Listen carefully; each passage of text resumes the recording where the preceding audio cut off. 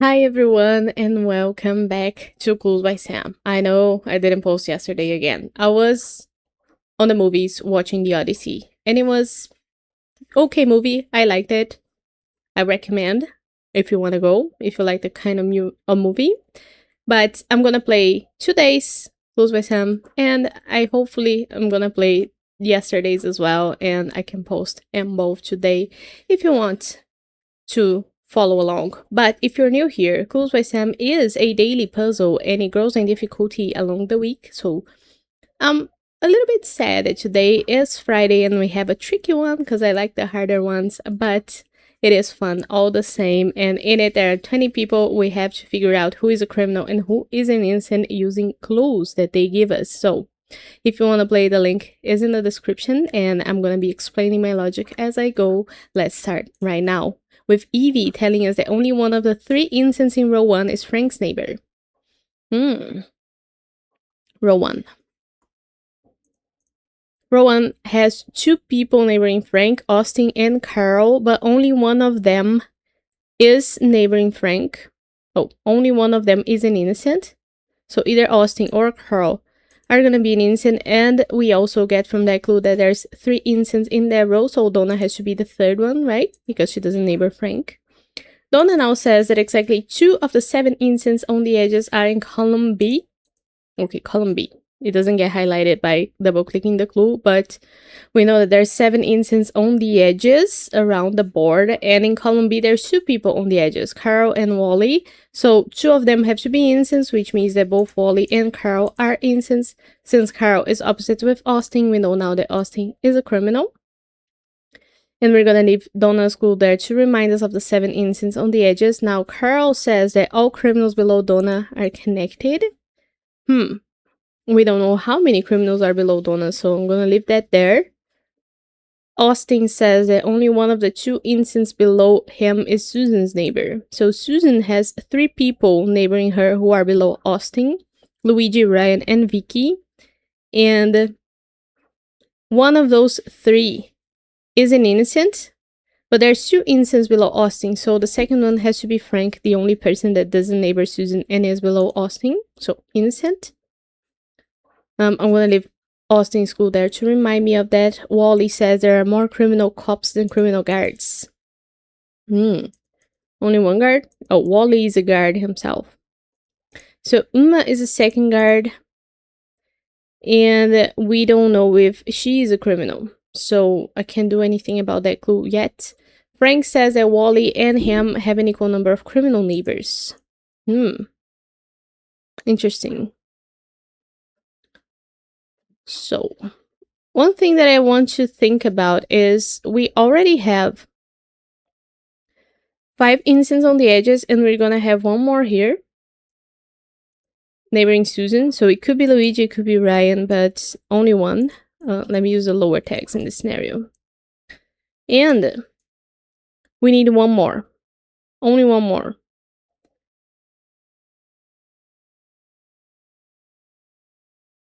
In any case, let's say that Pam, this is interesting because I'm not sure this is gonna work, so I'm gonna try it out. Let's say that Pam is an innocent. We couldn't have Uma be an innocent, right? Because Pam would be the last innocent on the edge.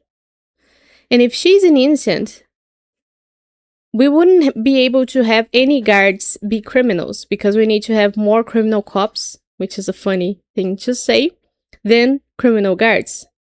So having even one criminal guard makes it so that both cops have to be criminals. But Pam being an innocent forces Uma to be a criminal, right? So that we don't have too many innocents on the edges. So Pam couldn't be an innocent.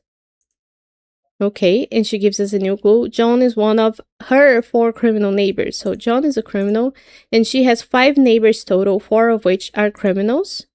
Now, could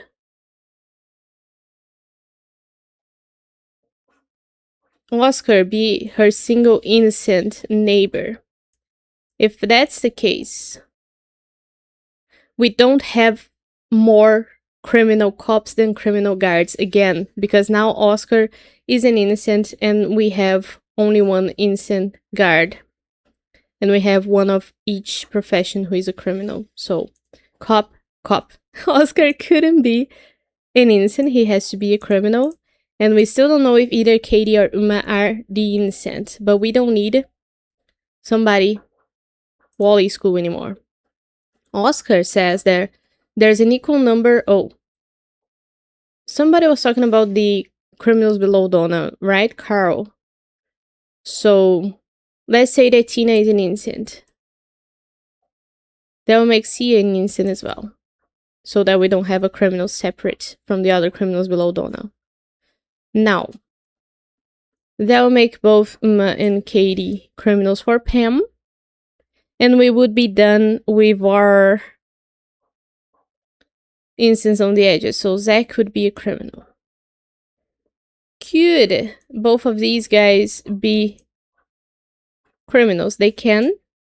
And if they are both criminals, then our last innocent on the edge has to be neighboring Pam, because Pam still needs one innocent. So, either Sia is our last innocent on the edge, or somebody that neighbors Pam here in column D.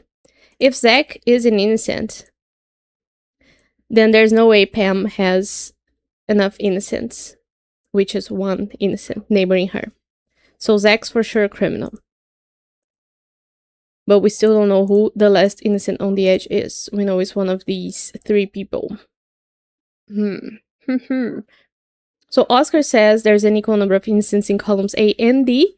So now we know that there is going to be 2 innocents in column D, which means that the single neighbor for Pam is going to be either Katie or Uma. And Tina is definitely not that innocent. Now we don't need Carl's school anymore.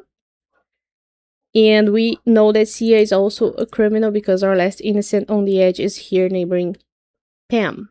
Sia says that John never whines. That is also sarcasm. Who's John? Thanks, Pam. Okay. Pam always reminds me of The Office whenever somebody's named Pam. Not a common name here where I live.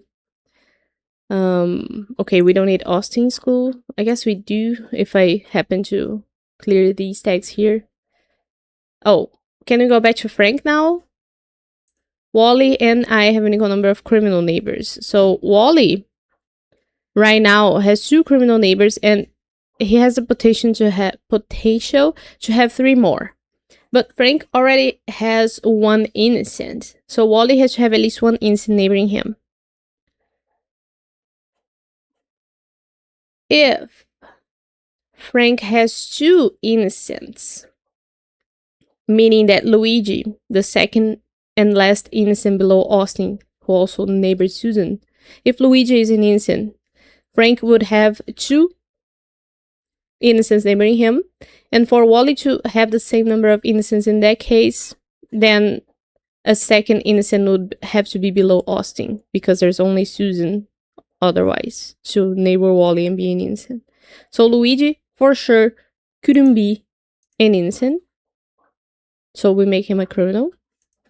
And either Ryan or Vicky are gonna be the last innocent below Austin, and now we don't need Austin school anymore.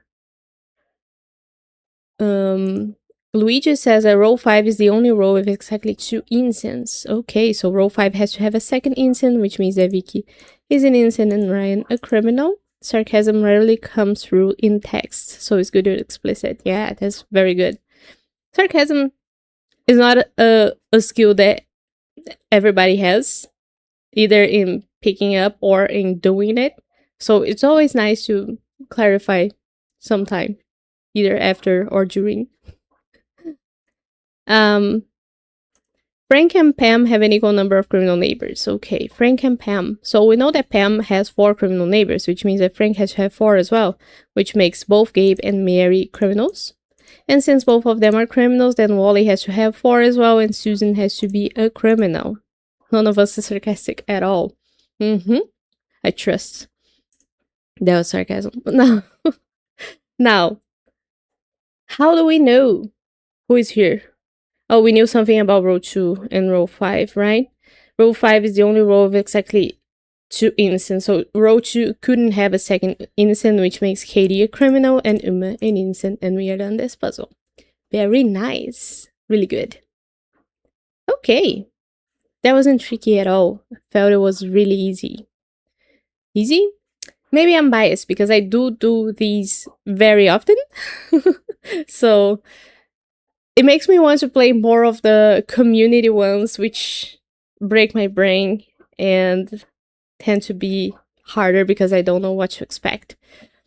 But I'm gonna leave this one here for today. It is Friday. I hope you guys enjoyed the video. I hope you have a good weekend, and I'll see you tomorrow for more Clues by Sam.